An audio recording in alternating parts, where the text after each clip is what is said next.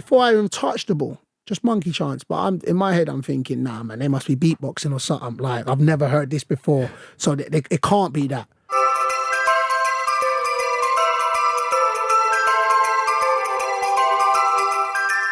And then you get your first, was it semi-professional or was it professional contract in Lithuania? That's a professional contract. Professional contract. It's a professional contract. You go over there, and I've got to say, me and Fee watched this bit last night, and it choked us up. Yeah, it was pretty heavy hitting. Yeah, Can you tell us a little bit about Lithuania? Yeah, so, of course, so prior to that, so we touched on it. I went to college at 16.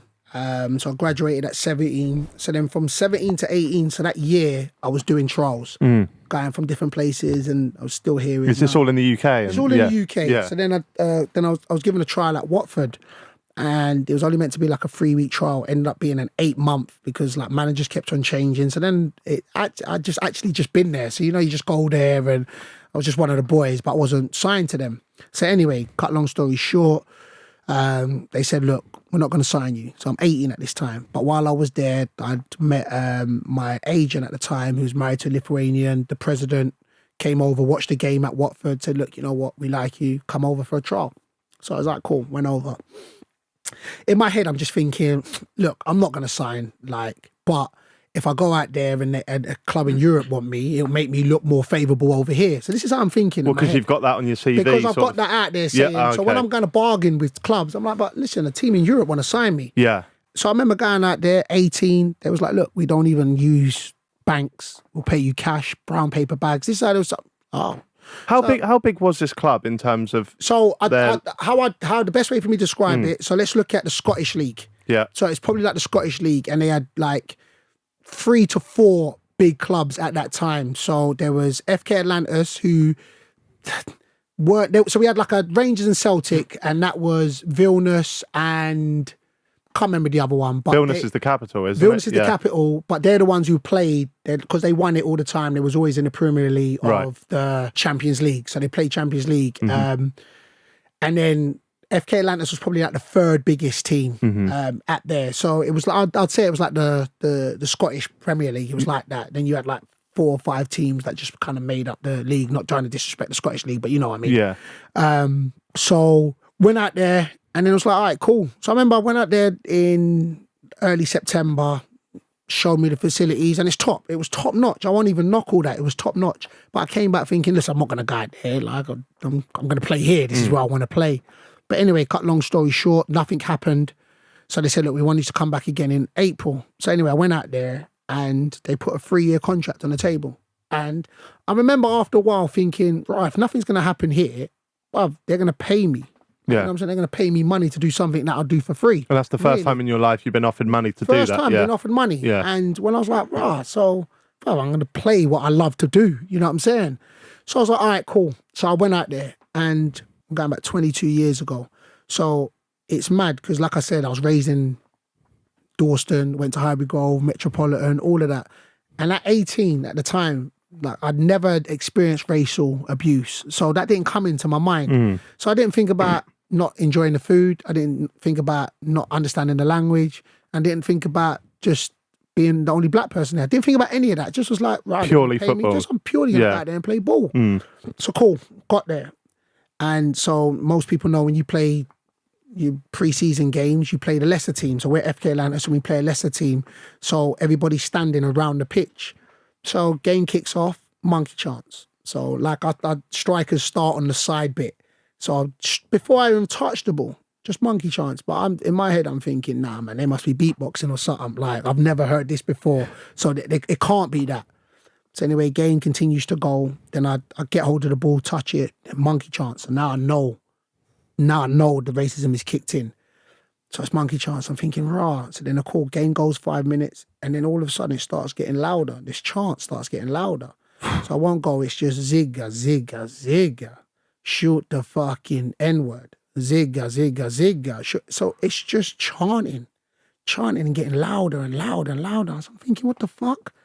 And what the craziest thing is, and I said this in the doc, say, what makes this, say, more intimidating at the point now is, so we're in a stadium, but the pitch is everybody's standing around the pitch. So it's not like they're in seats, they're standing around it. So when they're throwing in and I'm they're right beside that, so you could hear this chant. And then, let's say about 1,000 people, I'd say, so let's say 1,000 people, 400 to 500 of my own fans just joined in on the chant. Halftime goes in, so our team captain, he used to play in Poland. So I screw up to him and I'm like, so he's the only one that can speak English. Right. So I goes to him, just out of curiosity, I was like, but what does Zigger mean?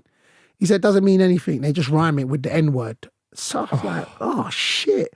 So anyway, we go out second half, starts again, and I'm like, nah, man, I got to come off. So I come off, massive roar, like we scored a goal as I walk off. And I'm like, no. What, cheer it? Yeah, just a massive roar. So I come off, I'm like, you see, they put up my number, and it's just, yeah. So I walk off, I'm just like, boom. So I remember thinking, you know what, I'm gone. Yeah. I'm going home. Like, I'll tell you this now. And I say this again, like I phoned my brother. And it's crazy, it's 22 years, but I swear to you, I replay it like it was yesterday. I can replay the smell of the turf, replay the hut, replay the bush that I'm talking to. So I got my back to the game while the game's going on. It's crazy. I can remember this. And I talked to my brother and he's like, yo, B, what's up? I goes, nah, man, I'm coming home. He's like, right, why? I goes, oh, they're being racist. And I just remember him saying, yeah. He goes, look, let me tell you something. I won't tell you to stay anywhere that you don't want to stay. But if you come home, they win. I remember him saying that part, and all jokes aside, in my head, I was like, well, fuck it, they've won, because I'm coming home. There's like nothing you can say at that time. But anyway, game finishes, go home, and the next day, I've said this, call it defiant intervention, call it, I don't know, self-reflection, but I remember waking up thinking, nah, man, nobody's kicking me out of anywhere. So then I decided to stay, and then cool, Lord behold it, score goals in that league. We get to equivalent to what is the FA Cup, so the Lithuanian Cup. We win 1-0. I scored a goal. And then it was my fans, they started to call me. I used to always say, what's up at them times. I think Zukali means rabbit. So then that used to be my nickname in the papers. Oh, Zukali scores again.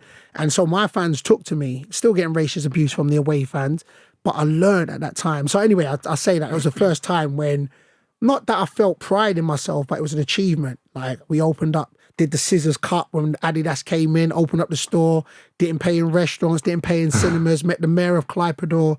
And it was just like, oh yeah, you know what? Turned their mindset around, or my fans anyway, turned that mindset around. And they were, for me, it was ignorance was bliss. I was like, yo, man, these people out here that was moving like this at the beginning, and now looking at them cheering me.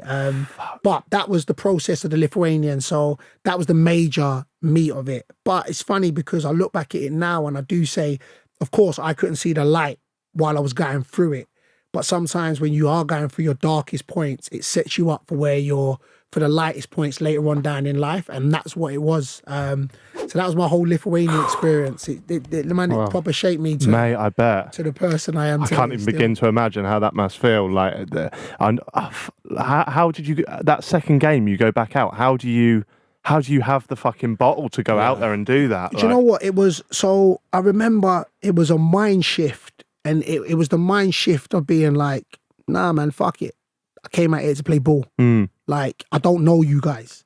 So I'm only going to generally see you when you come, and I am not going to allow you to dictate. So, of course, I'm older now, so I can articulate it slightly. I think it was the rebel in me at the time. It was like, you are not running me nowhere, innit? Yeah. Like, I'm not going to allow you to have, say, oh, we ran him out of our country or we stopped him. And that's what it was. And then, you know, when you strip it away, it was like, well, hold on. You didn't come out there to party. You didn't come out to make friends, but you came out to go play football. Go play football. And that was the mindset that, of course, you had good days and bad days, but that was the mindset of, bruv, you came out to go play football. Man, go play football. So it was it. I caught up with a couple of my teammates, like, that were jumping on with the fans, and, you know, you can see their body language, you can see their energy. You learn words, and then you know how they're talking. And but again, at the same time, it shaped me at such an early age, you know, which I didn't know it would. Right. You know what I'm saying? It's not like I would do it again. I'm glad. It's crazy because I'm glad I did it. I'm glad I went through it. I wouldn't have chose to go down that path, and I'd be very, very anxious to send my kids if they wanted to go and play abroad, even now. Right. But I'm actually glad I went through it. Mate, when you look back on that time, because that's such a fucking inspirational story, that, like, is it hard for you to look back at it with that kind of inspiration, or do you look back at it through... Do you know what I mean? Do you look at it as a positive? Yeah, with anger. Yeah, or is that a positive? Have you taken the small positive out of such a horrible, fucked up situation? Yeah, I don't look back with anger No. at that situation. And the reason why I don't look back at anger, because I can't remember one of their faces or one of their names. Right. So, and I guess the way I live my life is I can't give anybody who comes into my life on a temporary basis permanent status on my life. So I look back at it at times and think, but if I caught one of them now, brother, you know, that's why I look at it in that sense now, because I always say, before you go through a situation, you know, you never know how you're going to act. So I now look back at it now knowing that, I'm so much more comfortable with who I am as a person. And I wouldn't even have said that. I wouldn't even said I was going home now. Right. Do you get what I'm saying? Yeah. So sometimes I'm disappointed that they made me walk off the pitch. Yeah. That's the anger I look at myself, not them. I don't know them. I can't remember any of their names. Yeah. Can't remember what they look like. One of them could ask for my picture now and I couldn't remember. And that's the fact where, so I don't look back at it in anger. I look back at it thinking, right, you know what? God had a plan for me and God had a path that I had to take. And the reason I say that, because years on that, and we joked about being an Ipswich fan. Like, I go to Portsmouth away, Ipswich, and there'll be 15, 18,000 saying, Akinfenwa, your tits are offside. You know, so, and then for me, I chuckle at them bars. You know what I'm saying? Because I heard zigga, zigga, zigga, shoot the fucking, you know what I'm saying? And I'm not even going to give the word, because I'd say it, but I'm just not going to give that word power. So when I hear chants like that, and that's why I say, God knew what my path was going to be. God knew that later on down the line, I'm going to play against individuals who will only see size, which is fine, but take to me and say it. And it wouldn't be malicious, you know. It was actually, you know what? For me, what I clarify, football banter. Some people may turn around and say, you shouldn't. For me, it was football banter. And for me, the way I can get it back is score a goal at them or touch my belly when I score or something, you know. So that was how I dealt with it. So there was never no malice with fans that sang songs and like that. There was one that MK Don's fans sang, which I remember going up there, which for me wasn't. And when there was something which I thought was disrespectful, I'd speak on it. But that's why when I look back at the whole Lithuania process, I look at it like, you know what? Not that I was meant to go through it, but there was a reason why I went through it.